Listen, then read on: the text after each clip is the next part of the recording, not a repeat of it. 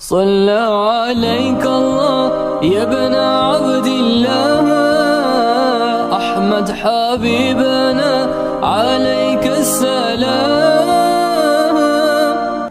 یہ ایسا ہی ہے جیسے پہلے بھی یہ واقعہ کئی دفعہ بیان ہوا کہ 3 صحابہ حضور اکرم صلی اللہ علیہ وسلم کے گھر پہ گئے. حضرت عائشہ رضی اللہ تعالیٰ عنہ سے پوچھا کہ ہمیں اللہ کے نبی کا معمول بتائیں کہ آپ کی زندگی کیسی گزرتی ہے, کیا کچھ کرتے ہیں.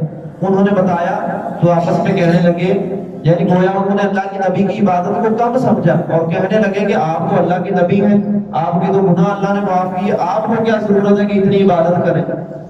آپس میں کہنے لگے کہ ہمیں, کیونکہ ہم گناہگار ہیں, گناہ غلطیاں ہوتی ہیں, ہمیں نبی صلی اللہ علیہ وسلم سے بھی زیادہ عبادت کی ضرورت ہے.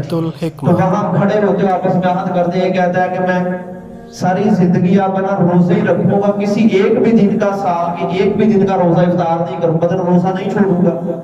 دوسرا کہنے لگا ساری رات میں اب جاگا کروں گا, نیند مجھ پر حرام ہے, ساری رات اللہ کی عبادت کروں گا. تیسرا کہنے لگا کہ میں شادی نہیں کروں گا, شادی ہوگی, بیوی بچے ہیں, ان کے اپنے کئی مسئلے ہیں, تو وہاں وقت دینے کی بجائے شادی نہیں کروں گا, سارا وقت اللہ کے دین کے لیے وقف کر دوں گا. یہ باتیں کی چلے گئے.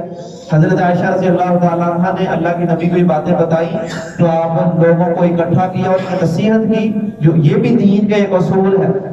اور آپ نے فرمایا, ان لوگوں سے بھی مخاطب کر کے کہنے لگے, کیا تم لوگ مجھ سے آگے بڑھ کر اللہ کو راضی کرنا چاہتے ہو, یعنی میرا طریقہ چھوڑ کر تم چاہتے ہو کہ ہم اللہ کو زیادہ راضی کر لیں گے. مطلب جس بات پر اللہ کے نبی کی سنت نہیں ہے, آپ کی مہر نہیں ہے, وہ چاہے تم کتنا ہی اچھا کام کیوں نہ سمجھ لو, اللہ کے ہاں نیکی نہیں ہے. من عمل عملا لیس علیہ امرنا فہو رد. اللہ کے نبی صلی اللہ علیہ وسلم نے خود فرمایا کہ جس بندے نے کوئی ایسا کام کیا جس بارے میں ہمارا نہ حکم ہے, نہ ہمارا طریقہ موجود ہے, نہ کوئی تعلیم موجود ہے, فہو رد. بندے کا وہ عمل اللہ کے ہاں مردود ہے, وہ اس قابل ہی نہیں ہے کہ اللہ کے ہاں قبول ہو جائے. پھر فرمایا کہ میں نے شادیاں بھی کی ہیں اور اللہ کی عبادت بھی کرتا ہوں, رات کو سوتا بھی ہوں اور آخر وقت میں اللہ کی عبادت بھی کرتا ہوں, میں نفلی روزے رکھتا بھی ہوں اور ساتھ چھوڑتا بھی ہوں, سارے سال کے روزے نہیں رکھتا. یعنی گویا نبی کی سنت اور طریقہ یہ ہے.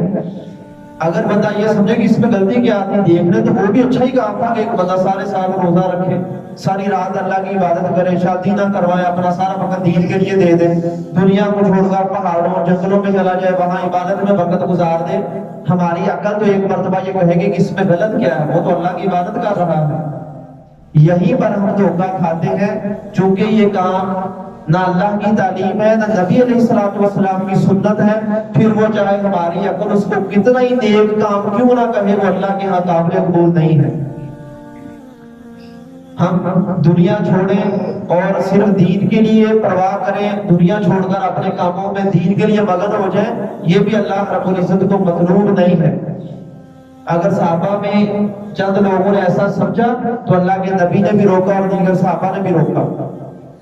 ایک صحابی تھے, ان کی بیوی ایک دوسرے صحابی کے پاس آئی جن کو اللہ کے نبی نے آپس میں بھائی بھائی بنایا تھا. وہ آقا مدینہ کے ذریعے حضرت سلمان فارسی تھے, ان کے پاس آئی اور آ کر کہنے لگی کہ تمہارا بھائی, اسے ہمارے گھر کی پرواہ ہی نہیں ہے, نہ ہمیں پوچھتا ہے, نہ مجھے پوچھتا, نہ بچوں کو پوچھتا, نہ گھر کی پرواہ, سارا وقت دن کا وقت ہے روزے سے ہے, رات کا وقت ہے مصلے پر کھڑا, اسے پرواہ ہی نہیں کہ گھر بھی ہے, بیوی بچے بھی ہیں.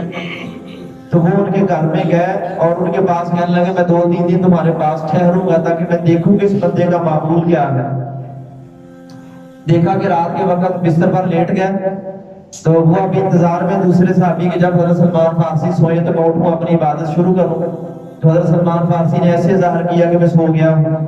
تو وہ اپنے بستر سے اٹھ کر عبادت کے لیے کھڑے ہونے لگے, تو انہوں نے بازو سے پکڑ کر کہا کہ سو, ابھی تمہاری عبادت کا وقت نہیں ہے. یہ اللہ کے نبی نے طریقہ نہیں بتایا کہ ساری رات ہی عبادت میں کھڑے رہو. پھر وہ اٹھنے لگے, پھر روکا کہ ابھی وقت نہیں ہوا. جب آخری تہائی رات آئی, فرمایا کہ اب تمہاری عبادت کا وقت ہے, پہلا وقت تمہارے جسم کا بھی تم پر حق ہے, یہ خود اللہ کے نبی نے فرمایا. اگلے دن روزہ رکھنے لگے, فرمایا کہ آج تمہارا روزہ نہیں ہے. اللہ کے نبی صلی اللہ علیہ وسلم نے روزہ رکھا بھی ہے, روزہ چھوڑا بھی, آپ نے لگاتار پورے سال کے روزے رکھنے سے منع کیا ہے. صحابہ نے اجازت مانگی بھی تو آپ نے روکا ہے.